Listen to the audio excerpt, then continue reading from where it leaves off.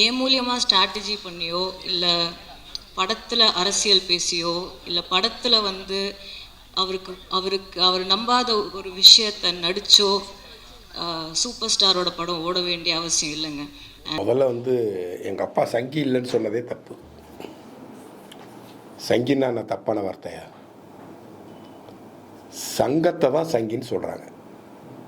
எங்கள் அப்பா ஆர்எஸ்எஸ் இல்லை, எங்கள் அப்பா பிஜேபி இல்லை, அதனால் அப்படி அவரை அடையாளப்படுத்துறது போல் சங்கின்னு நீங்கள் சொல்லாதீங்க அப்படின்னு அவங்க சொல்லியிருக்கணும். எங்கள் அப்பா சங்கி இல்லை, சங்கியாகவே இருந்துட்டு போட்டுமே. சங்கம் வைத்து தமிழ் வளர்த்த மாநிலம் சார் தமிழ்நாடு. தமிழையே சங்கம் வைத்து வளர்த்துருக்குறாங்க.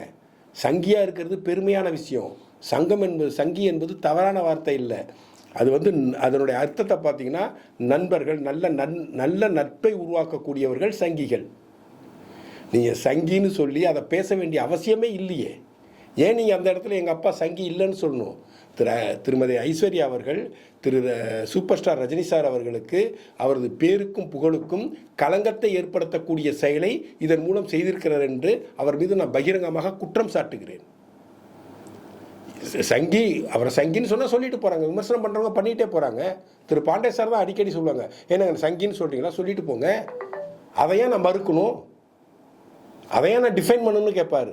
அதான ரஜினி சாரோட நிலைப்பாடும். அவர் என்னைக்காச்சும் அதை பற்றி பேசியிருக்காரா? நீங்கள் ஆன்மீகத்தை ஏற்றுக்கொண்டால், நீங்கள் தேசியத்தை ஏற்றுக்கொண்டால் நீங்கள் சங்கிகள். நீங்கள் இந்தியாவை நேசிப்பவர்களாக இருந்தால், நீங்கள் இந்திய தேசியத்தை காப்பவராக இருந்தால், நீங்கள் இந்திய தேசியத்தை போற்றி புகழ்வராக இருப்பவர்கள் அத்தனை பேருமே இங்கு சங்கிகள் என்று அடையாளப்படுத்தப்படுகிறார்கள்.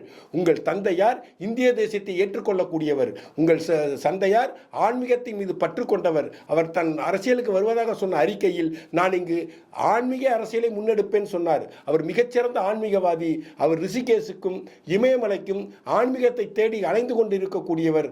அவர் ஆன்மீகவாதி. இங்கு ஆன்மீகவாதியாக இருந்தால் அவர் சங்கிதான்.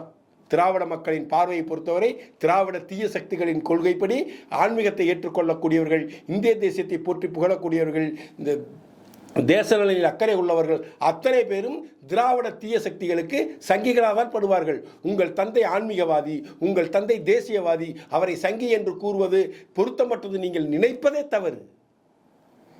அந்த நிலைப்பாட்டை நீங்கள் பேசியதே தவறு. அப்புறம் அதுக்கான விளம்பரத்துக்காக செஞ்சோம், விளம்பரத்துக்காக செய்யலைங்கிற விமர்சனத்துக்கெல்லாம் நீங்கள் பதில் சொல்றதெல்லாம் அப்புறமா இருக்கட்டும். இங்கே என்ன பார்வை முன்னெடுக்கப்படுகிறது? யாரெல்லாம் இங்கு சங்கிகள் என்று விமர்சிக்கப்படுகிறார்கள்? தேசியத்தை போற்றி புகழக்கூடிய அனைவரும் இங்கு சங்கிகள். ஆன்மீகத்தை கொச்சைப்படுத்தக்கூடாது, ஆன்மீகம் என்பது உணர்வு, ஆன்மீகம் என்பது மக்களின் வழிபாட்டு உரிமை என்று கூறக்கூடியவர்கள் இங்கு சங்கிகள். தேச விரோத சக்திகள் அனைவரும் சேர்ந்து தேசத்தின் நலனை பாதுகாக்கக்கூடியவர்களுக்கு வைக்கப்படும் பட்டப்பெயர் சங்கி. உங்கள் தந்தையால் மிகப்பெரிய தேசியவாதியாகத்தான் நாங்கள் பார்க்கின்றோம். உங்கள் தந்தையாரை மிகப்பெரிய ஆன்மீக செம்மலாக தான் நாங்கள் அவர்களை பார்க்கின்றோம். அவரை ஒரு சித்தராக நான் பார்க்கிறேன். நான் இண்டிவிஜுவலாக நான் பார்க்குறேன், அவர் ஒரு சித்தராட்ட பார்க்குறேன்.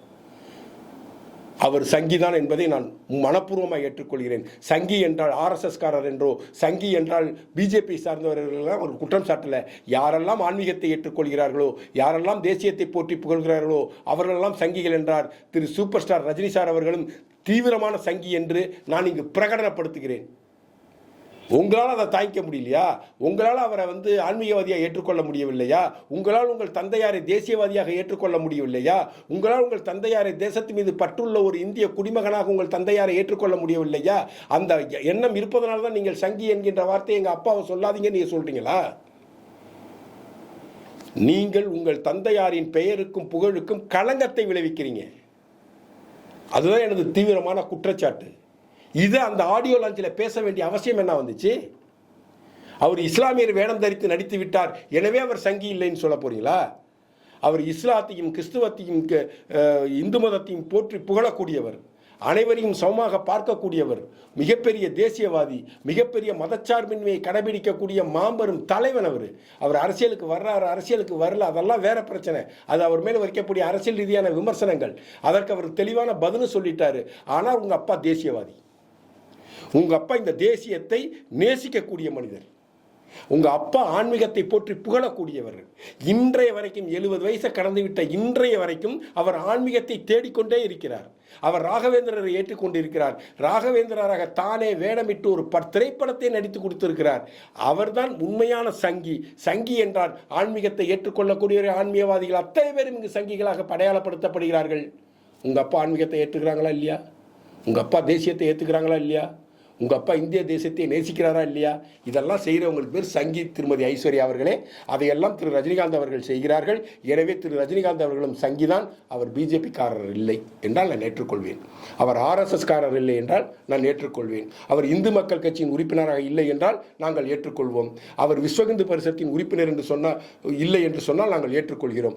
ஆனால் திரு ரஜினிகாந்த் அவர்கள் இங்கு திராவிட கட்சிகளால் அடையாளப்படுத்தக்கூடிய தமிழ் தேசியவாதிகளால் சங்கி என்று விமர்சனம் செய்யக்கூடியவர்கள் அனைவருமே தேசியவாதிகள், ஆன்மீகவாதிகள். அப்படி பார்த்தால் திரு சூப்பர் ஸ்டார் ரஜினிகாந்த் அவர்களும் ஒரு தீவிரமான சங்கி என்பதில் இருவேறுபட்ட கருத்தை இங்கு இருக்க முடியாது.